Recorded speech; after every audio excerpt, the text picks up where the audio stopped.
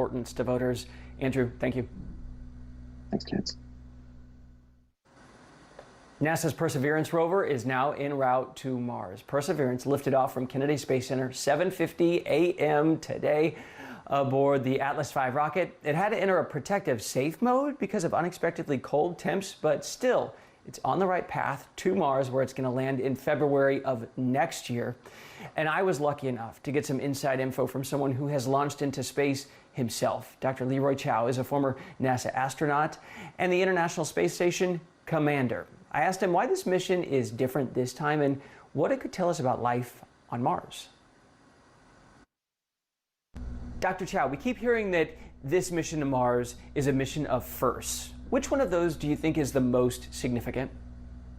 I think the most significant thing about this mission is the instrument suite that is on the Perseverance rover is the most advanced that we've ever sent to another place, and let alone another planet where we think there may have been life, perhaps some billions of years ago. So I'm very excited about this mission because it's going to build on what Curiosity has already done. Curiosity, of course, was launched, arrived, I believe, in 2013. So it's been some years since a new rover will touch down. But this rover specifically was designed to go look for evidence of past life. When you say instrument suite, are you talking about that they're going to be able to pick up a sample, put it in that tube, and like in 2031, it'll reach back here?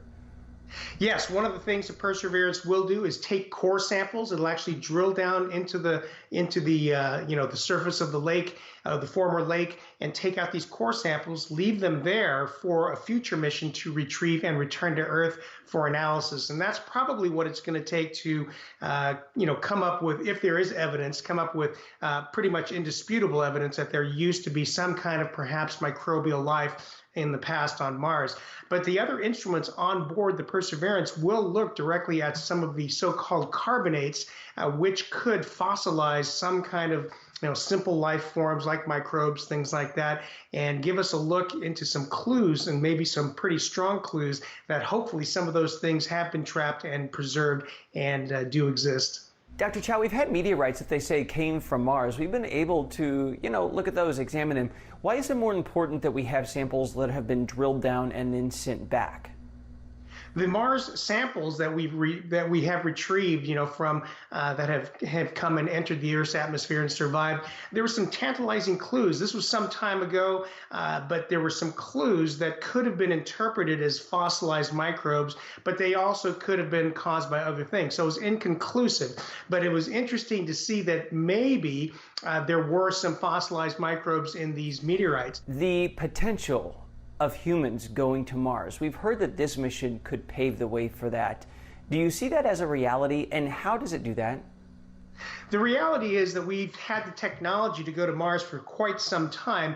The two things that have kept us from doing so has been the cost, of course, and then the political will. There needs to be a political reason to go there. The reason we were able to get Apollo to the moon so quickly is because back then we were in the so-called space race with the Soviet Union, and it was almost like a war footing where both sides of the aisle and the U.S. Congress were working together to try to accomplish that goal. If we find some kind of very good hard evidence that there may have been past life on Mars, that may give the impetus to speed up the process of trying to get humans to Mars. Straight ahead, some growing concern tonight for schools, the buses that get kids to and from school. Why has the CDC not issued guidance on how to keep outbreaks away from there? We're asking bus drivers about social distancing on